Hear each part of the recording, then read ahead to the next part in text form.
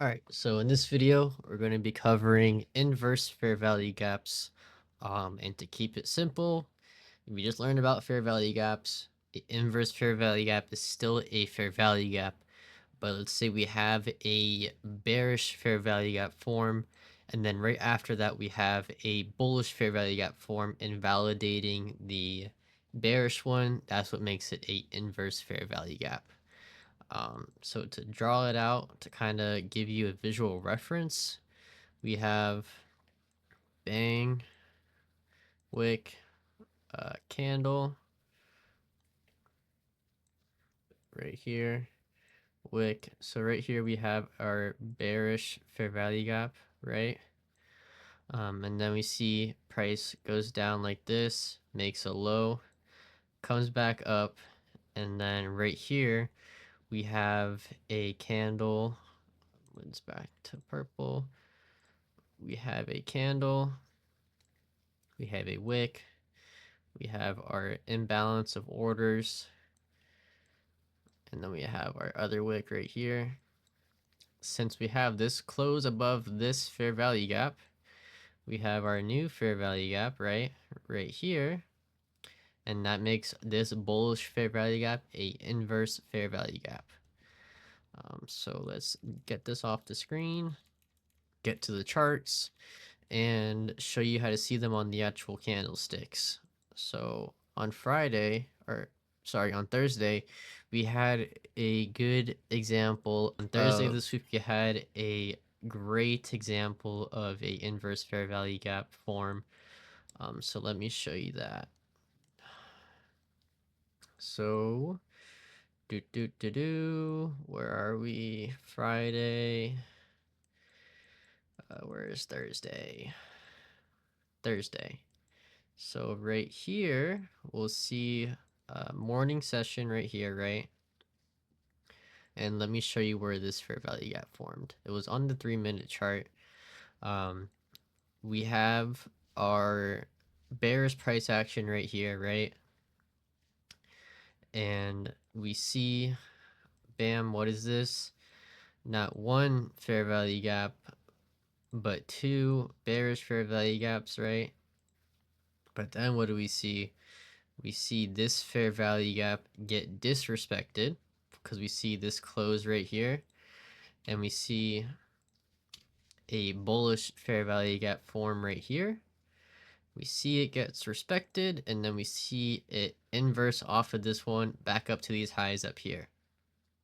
And then once we see it close above this bearish one right here, it invalidates it, so we delete it off our charts. Once these confluences get invalidated, it is so important to delete them because they no longer have any significance to what's going on with price. So always, once a confluence gets invalidated, delete it. But yeah, we have this fair value gap form right here. Big inverse, rejects off of it, makes a new high. We don't see inverse fair value tongue twister. We don't see inverse fair value gaps as often as we see normal fair value gaps, but inverse fair value gaps are key confluences in the market. So it is always important to keep your eye open, look for them, and most importantly, it's important to learn about. So let's look for more inverse fair value gaps to show you guys. Doo -doo -doo -doo. Right here, another one. So we have our bearish fair value gaps. 1, 2, and then there's no more bearish fair value. Oh, there's actually one more right here. 3. So now let's look at this. We see price respects it once, twice, 3 times. And then what happens? We have a bullish fair value gap form right here, which inverses because it invalidates this one. And what happens after it inverses? It just shoots up because it is respected. Right here, if we look, we'll see price does invalidate this inverse fair value gap because we see the close below it. So we would delete it after, but we see it doesn't invalidate it right away.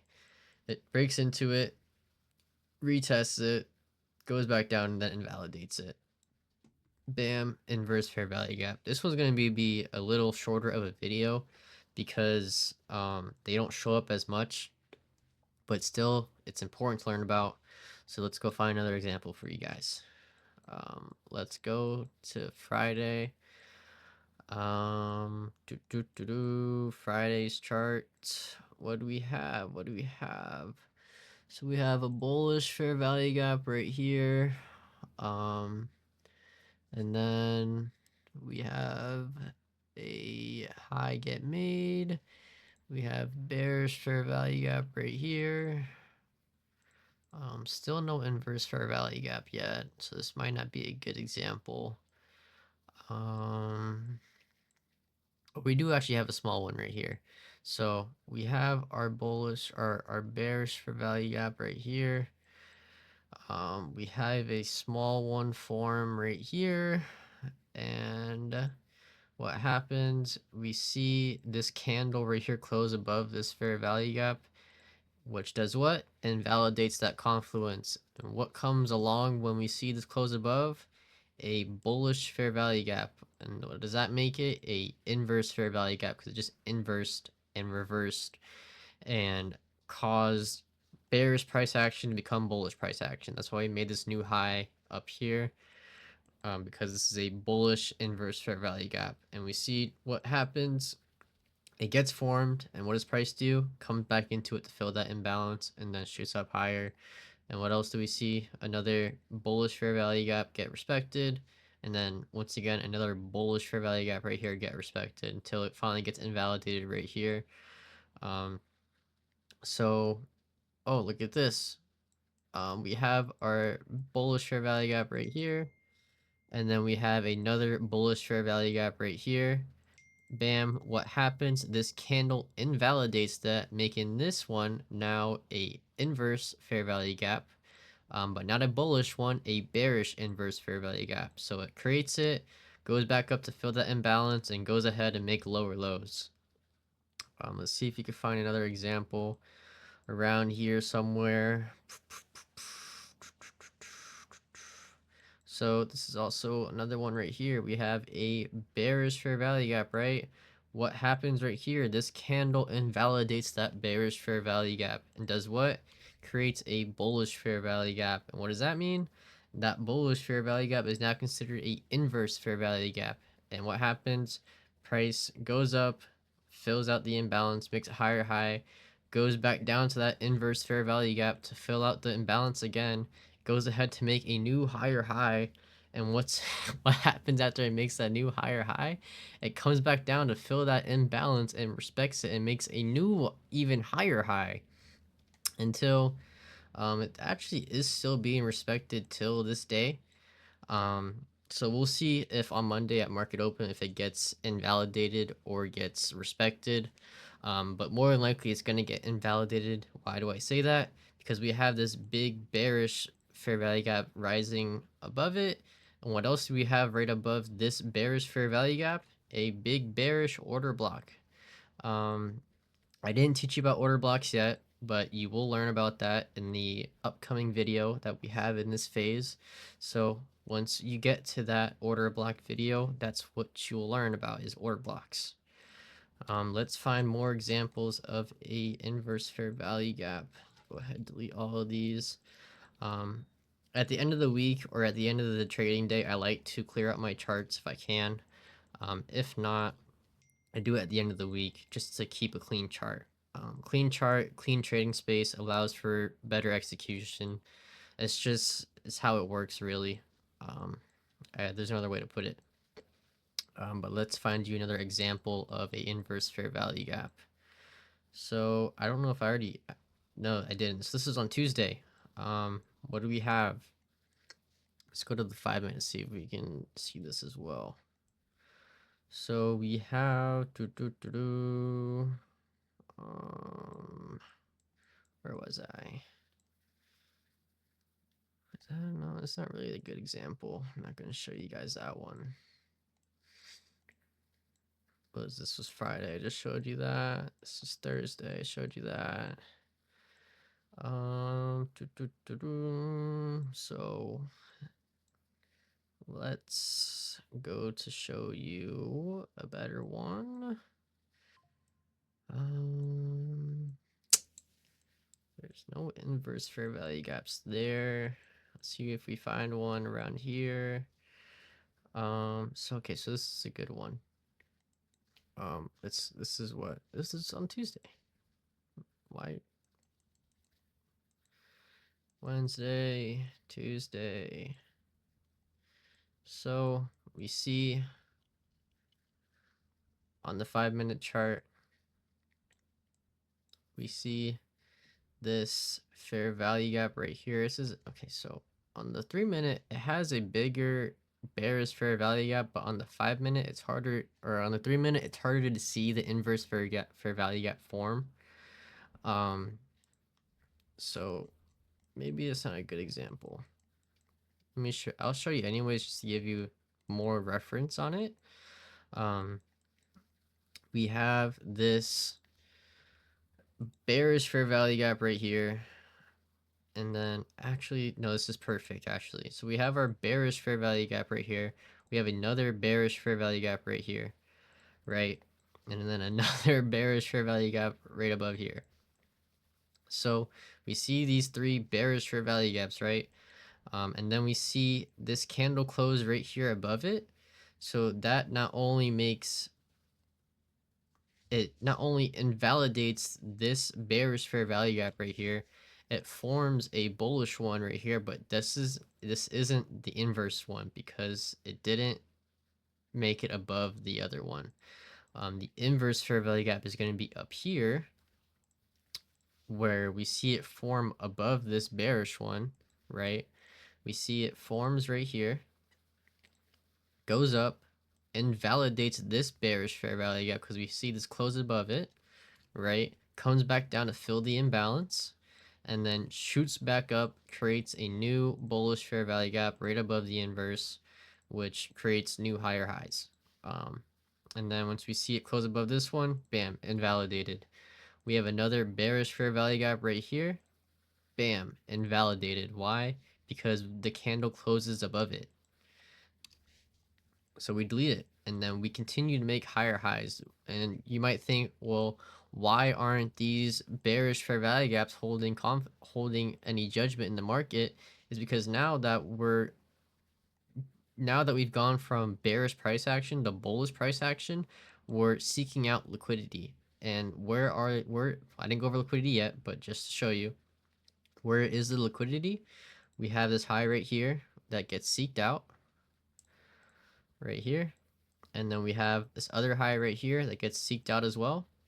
And then where do we have right here? Another high that gets seeked out and invalidates this bearish fair value gap. And what do we have above that? Another high that gets seeked out.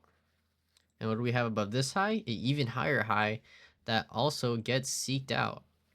So when we see price action moving, we can expect it to seek out these levels of liquidity, and that's where we place our take profit levels when we're trading to close out our trades. Just to show you, like as an example, if we were to trade off of this movement right here, we would have seen this down movement right here, right? We see that once we have it close above this high right here, that breaks the bearish structure. And I always mark these levels as green on my chart. So we see it breaks the bearish structure, right? We see it respects this bullish inverse fair value gap. So once we see that it respects this bullish inverse fair value gap, we set our entry right here at this level, right? We set our stop loss to the low of the candle, right? This would actually be our entry. We set our stop loss to the low of this candle right here, and we're targeting either a 3R 9 times out of 10, or we're targeting liquidity. It's as simple as that. You can either target a fixed 3R, which would results you in 132 points of profit, which is amazing, let alone like on a daily, I target like anywhere between 80 to 100. Like I don't even always target this high just because when you're trading on prop firm accounts, they limit you to how much you can make in a day. So even though, yeah, we know price is gonna sweep out these highs because it's seeking liquidity, we're limited to how much we can make in a single trade because we trade with prop firms. That is literally the only downside of trading with prop firms is being limited to how much you can make in a day. But let's find you another inverse fair value gap example. Um, delete all this, clean up my charts.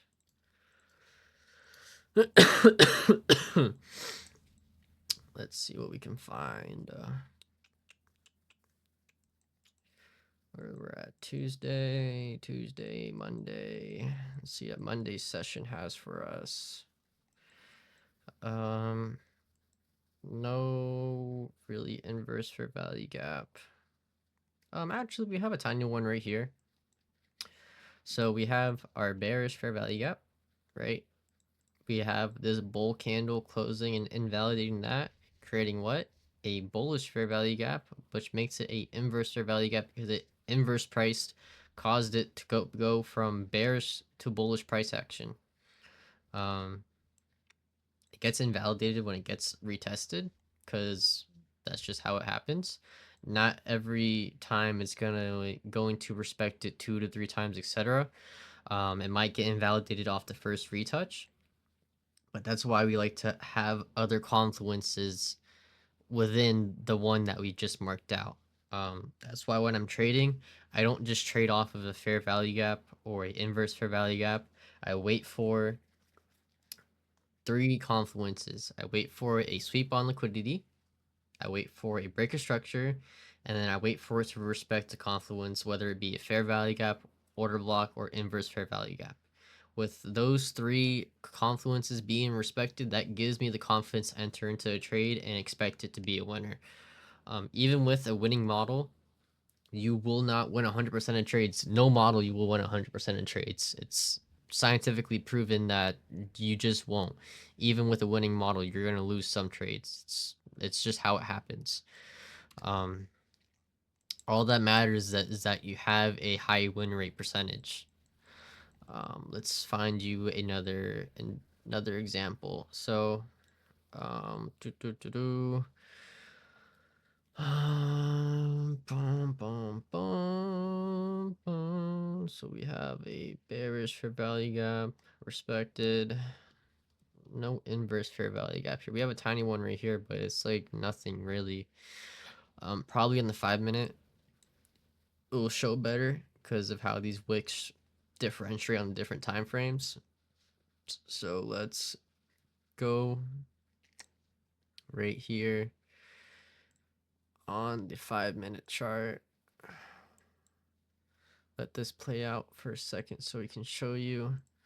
Bam, perfect. Yeah, that's what I'm talking about. So we have bearish fair value gap, bearish what? Bearish fair value gap, bearish fair value gap, right? And then even another bearish fair value gap right down here, right? But then what do we see? We see this tiny bullish one form, which has no significance to us, but it's a fair value gap. But when we see this right here, this bearish or this bullish fair value gap form above this one and invalidates this, that's what makes it the inverse fair value gap we want to pay attention to. And once that forms, what happens? We see price go from bearish price action to bullish price action, right? Bam. Make a new, sweep out liquidity, liquidity, liquidity, and makes these higher highs now. Exit replay mode. And let's find you another example, because that's what we're doing. We're teaching you how to see these confluences. Doesn't matter how long it takes you to learn. What's important is that you learn it.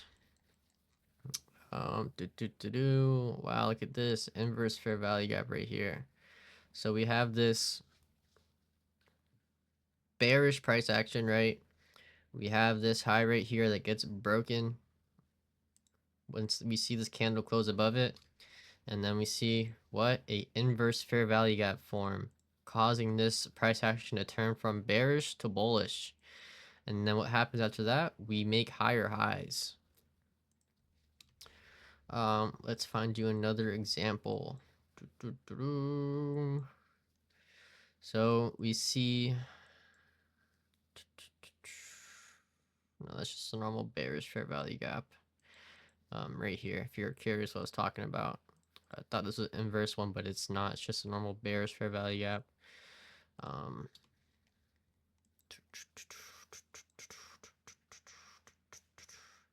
so a good example right here.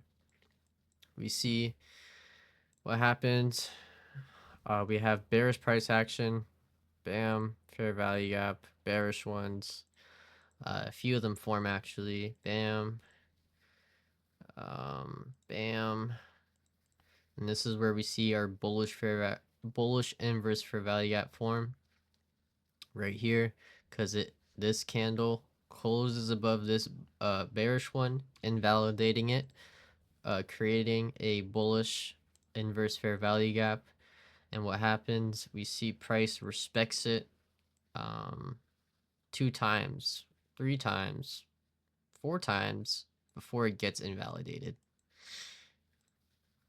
So, like I said, we have our bearish fair value gap that gets invalidated, creating a bullish fair value gap, making it a inverse fair value gap since it invalidates the bearish one. But we see that this bearish one up here holds, and that's why price ends up making lower lows. Let's find you another example. Um, this is a good one right here. So we have we have this bearish fair value gap right here is being formed, right? But not only do we see that get invalidated pretty quickly by this candle, that bearish fair value gap then turns to a bullish inverse fair value gap because this candle invalidates that bearish price action. And what happens? Price respects it and continues to make higher highs. What do we have up here? Bam, bullish fair value gap. What do we have right here? Another bullish fair value gap. What we have right here? A bearish fair value gap that gets respected once. Once it gets retested the second time, it invalidates that. Bearish or bullish inverse fair value gap. Simple. Don't overcomplicate it because then you just trip yourself up. Let's try to find you another example right here. We have these series of bearish fair value gaps forming, right? 1, 2, 3. What do we see right here? A close above this fair value gap, invalidating it, creating this bullish inverse fair value gap that gets retested once and respected. But on the second retest, it does get invalidated. Why? Because what do we see above this inverse? We see a bigger bearish one that gets respected twice. And not alone does it get respected, it creates more bearish fair value gaps within it itself. So that's the inverse fair value gap video. I'm gonna wrap that up just because it's a pretty simple confluence. It's not too hard to understand. Here's another decent example. We have this bearish price action, right? A series of bearish fair value gaps forming, right? Bearish, bearish, bearish. All of these bearish fair value gaps. But what happens? We see price invalidates this bearish fair value gap, so we can be expecting a inverse to happen relatively soon. And what do we see when that does happen? A inverse fair value gap forms right here. And what happens? Price respects it, taps back into it one time, respects it, and then we also have other fair value gaps form after this bullish inverse fair value gap forms. So that's why it doesn't get retested, because it's respected now this bullish fair value gap right here. It's respecting that. So to sum it up, we for inverse fair value gaps, we have, draw this out for you once again. We have a bearish price action going on, right? We have our bearish fair value gap right here. And then we see price goes down, comes back up, and validates this fair value gap, right? And makes a bullish fair value gap. And once we see this bullish fair value gap form after seeing bearish price action, that's what makes it a inverse fair value gap, because it's inversing, causing price action to change direction, and we can expect price to respect this and continue upwards. So that's going to be it for inverse fair value gaps. Hope you enjoyed it. What I want you to do now that you've learned about bullish fair value gaps, bearish fair value gaps, and inverse fair value gaps, I want you to go onto your charts, spend 30 minutes, however long you want, the longer the better, really, and just go and mark out these confluences so it comes second nature to your eyes to process it and notice them and recognize it, because that's what I'm trying to teach you, is how to see these confluences and act off of them. So go out, take your notes as you're watching these videos, whether it be on your phone, on a notepad, on a Word document. Number one most important part is to really learn what I'm teaching, because if you're not really learning what I'm teaching you, then what is the point? So learn what I'm teaching you, study it, really absorb the information I'm giving you, and just learn these confluences so you could escape your 9 to 5 and become a trader. Yeah, so go mark out these confluences, and that's, I'm just repeating myself now, so I'm going to end the video here. Just, you've learned these 3 fair value gaps I just taught you. Go mark them out so your eyes become more normal to seeing them. Catch you in the next one.